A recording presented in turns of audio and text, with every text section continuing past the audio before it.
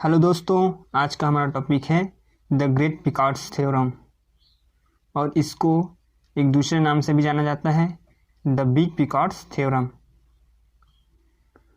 तो चलिए चलते हैं इसका स्टेटमेंट की ओर। तो स्टेटमेंट लिखते हैं कि late f be an analytic function that has an essential singularity of z equals z0। अब ये बात आता है कि असेंशियल सिंगुलरिटी किसे कहते हैं। तो असेंशियल सिंगुलरिटी किसे कहते हैं? ऐसा एक पॉइंट जिस पर सभी क्या हो जाए, इन्फिनिटी हो जाए, तो उसे हम लोग बोलते हैं असेंशियल सिंगुलरिटी। एंड एक होता है रिमूवेबल सिंगुलरिटी। ये बस उससे थोड़ा हटके हैं, लेकिन इसका डिफिनेशन एक दूसरे से मिलता जुलता ही है। तो एक ऐसा पॉइंट जिस पर केवल उसके जो मान हैं केवल एक ही टर्म में प्राप्त हो जाए, तो उसे हम लोग बोलते हैं removable singularity. Then each neighborhood of z0 assume each complex number with one possible exception on finite number of times। Means प्रत्येक जो जीरो है z0 है उसके लिए हम अज्यूम कर रहे हैं कि एक कॉम्प्लेक्स प्लेन जिसमें केवल one possible exception finite number ही रहेगा। सो देखते हैं इसका proof. Let f be an analytic function. हम लोग f को एक एनालिटिक फंक्शन मान रहे हैं that has an essential singularity at z equal z0। Essential singularity z equal z0 है। सो वी में assume that f has an essential singularity at z equal 0। तो उसकी एसेंशियल सिंगुलरिटी को हम लोग अब कुछ देर के लिए z इक्वल 0 पर मान लेते हैं। तो सपोज करते हैं अब कि suppose if possible this is an r is greater than 0 such that there are two number not in. अब इसके लिए टू नंबर है कि F Z such that 0 is less than mod Z is less than R. इसका जो range है function F Z का वो 0 से कहाँ तक है, आर तक है। So let F Z not equal to A and F Z not equal to B.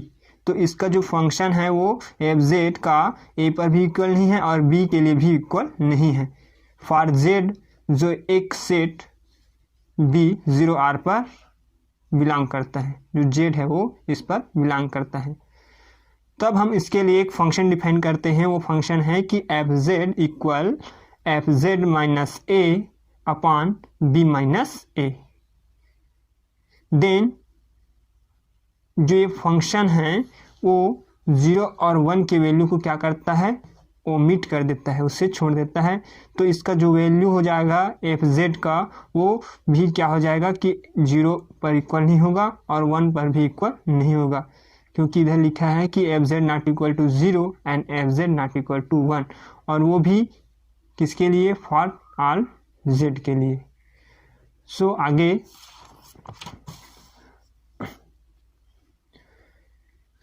So we may suppose that fz not equal to 0 and fz not equal to 1। अब यदि हम ये सपोज करके चल रहे हैं कि जो fz का वैल्यू है वो 0 पर भी इक्वल नहीं है और 1 के लिए भी इक्वल नहीं है, तो उनका जो रेंज होगा मॉड z का वो 0 से कहाँ तक रहेगा, r तक रहेगा। अब इसके लिए हम लोग क्या करेंगे, लेट करेंगे कि let g is equal to subset रहेगा b 0 r and 0। So we define a mapping. अब इसके लिए हम लोग क्या करेंगे, एक मैपिंग डिफाइन करेंगे। वो मैपिंग रहेगा कि F N such that g tends to Greek notation c। ये राइट करते हैं ग्रीक नोटेशन c से F N Z equal F Z upon N. अब फंक्शन को हम लोग इसके लिए ले रहे हैं तो z/n के थ्रू लेंगे, तो ये हो जाएगा z upon n। Since f is a analytic and not assume that the value of 0 1, और जब अब f को हम लोग एनालिटिक मान रहे हैं तो ये 0 और 1 की वैल्यू को क्या कर देता है, अज्यूम नहीं करता है, एंड उसको क्या कर देता है कि ओमिट कर देता है, क्योंकि इससे पहले भी हमने बता दिए हैं कि जो f जब एनालिटिक होता है तो 0 और 1 की वैल्यू को ओमिट कर देता है। इसलिए हम लोग एफ एन आल्सो एनालिटिक इन जी, इसलिए हम जो एफ एन है उसको हम लोग जी पर एनालिटिक मानते हैं, एंड 0 और 1 को क्या कर देते हैं, अज्यूम नहीं करेंगे। नाउ अब जब ऐसा हो जाता है तब हम उस पर एक थ्योरम अप्लाई करेंगे बाय मोंटल कैथोडरी थ्योरम। इस पर एक थ्योरम है कि मोंटल कैथोडरी थ्योरम, उसको हम लोग अब इस थ्योरम में अप्लाई करेंगे। तो क्या होता है कि सिंस ये function F N is a normal family in set C G C infinity, let if function F N के इक्वल 1 से infinity be a subsequence of function F N N equal 1 से infinity. अब इसका जो सब sequence है वो क्या है, एफ एन एन इक्वल 1 से इंफिनिटी, ये इसका क्या है, सब सीक्वेंस है।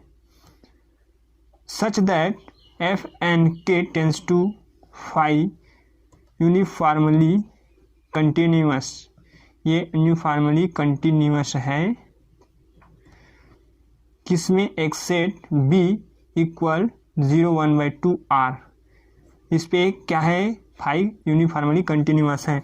तो अब फाई के लिए हम लोग डिफाइन करेंगे एक रेंज जो क्या है कि z such that mod z equal 1/2 R, जहाँ क्या है कि फाई एक अदर एनालिटिक इन जी, क्योंकि हम लोग इसके लिए एक अलग से एनालिटिक मान रहे हैं फाई को जो किस में है, जी में है। तो कुछ देर के लिए हम लोग फाई को किसके इक्वल लेंगे, इंफिनिटी के लिए। So if phi is analytic, अब हम ये कह रहे हैं कि फाई जो क्या एनालिटिक है, तो हम इसे के लिए एक फंक्शन राइट कर रहे हैं कि m equal maxima modulo phi Z such that mod Z equal 1/2 R. अब ये बीटा को हम लोग m इज ग्रेटर रहेगा 0 से, तब हम इसके लिए एग्जिस्ट करेंगे एक म्यू बिलोंग्स टू n, इसको हम लोग मान लेंगे कि म्यू बिलोंग कर रहा है किसमें, n में, बस इसको मानना पड़ेगा। देन सच दैट, अब एक फंक्शन लिए थे इसके पहले, उसके लिए हम लोग दोनों ओर क्या करेंगे, इसके लिए मॉड ले लेंगे। तो mod F Z upon N के इक्वल हो जाएगा मॉड एफ एन के जेड। अब हमें मालूम है कि जो इसके वैल्यू होता है वो सुप्रीमम इसके इक्वल होता है, तो हम लोग दोनों साइड क्या कर देंगे कि minus phi Z and plus phi Z, तो ये इसका वैल्यू इतना हो जाएगा, और शेष जो बचेगा वो इसके साथ। तो ये दोनों के लिए मॉड हम लोग क्या कर देंगे, अलग अलग कर देंगे। तो इसके लिए हो जाएगा supremum T Z belongs to set B 0 1/2 and mod F N Z minus phi Z, इसका वैल्यू क्या होता है, एप्सिलॉन होता है कॉची प्रमेय से, और ये मैक्सिमा इसके लिए हो जाएगा कि phi Z mod Z equal 1/2 R, क्योंकि स्टार्टिंग में हम लोग राइट किए हैं यहाँ से। तो आगे हम लोग सॉल्व कर देंगे कुछ देर के लिए। जो एप्सिलॉन है वो m की इक्वल ले लेते हैं, तो दोनों जुड़ जाता है, तो बन जाएगा ये इधर फिर 2m, m जुड़ के 2m। थस अब हम इसे राइट कर देंगे कि जो एफ जेड का मॉड्यूलस है वो 2m के इक्वल होगा। Hence modulo F Z is less than 2m for sufficiently large by N के, और ये लार्ज होगा एन के लिए, जिसका सेट है एक कि z मॉड्यूलो z 1/2n के आर। इसको बस याद रखना पड़ेगा, ठीक है। सो आगे जब उतना आ जाता है तो हम इसमें एक दूसरा थ्योरम यूज़ करेंगे। Now by maximum modulus principle, maximum modulus principle को भी इसमें अप्लाई कर रहे हैं। तो ये होता है suppose F is uniformly bounded on concentric annual about 0। F एक यूनिफॉर्मली बाउंडेड है जो 0 पे, अबाउट 0 पे। तो इसके लिए हम लोग दो कंडीशन देखते हैं कि एफ यदि क्या हो जाता है, बाउंडेड हो जाता है, F is a bounded by 2m and A denoted neighbourhood of 0। तो एफ क्या हो जाता है, बाउंडेड हो जाता है किसमें, 2m में। तो हम लोग इसके नेबरहुड को क्या करेंगे, 0 के इक्वल लेंगे।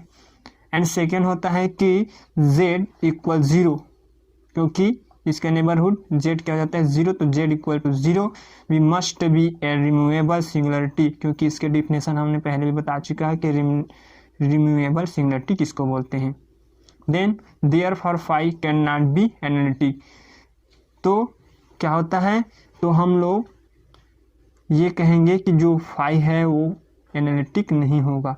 इस प्रकार फाई का जो मान हो जाता है वो इन्फिनिटी के इक्वल हो जाता है। So phi is equal to infinity. Also if phi equal infinity then f must have a pole at 0। जिसका जो पोल हो जाता है फाई इक्वल इन्फिनिटी पर 0 मीन्स इसका जो पोल हो जाएगा वो क्या हो जाएगा, 0 हो जाएगा। Hence we conclude that there is a must one complex number that is never assumed by 0 1। इस प्रकार हम कह सकते हैं कि जो कॉम्प्लेक्स नंबर है वो केवल 1 पर ही होगा। तो हम लोग इसमें इसके लिए 0 और 1 को अज्यूम नहीं करेंगे। Hence only finite number in a complex number, केवल फाइनाइट नंबर ही कॉम्प्लेक्स नंबर में होगा। सो जो स्टेटमेंट में बोले थे उसके थ्रू ये फिर प्रूफ हो जाता है। So complete proof bye theorem.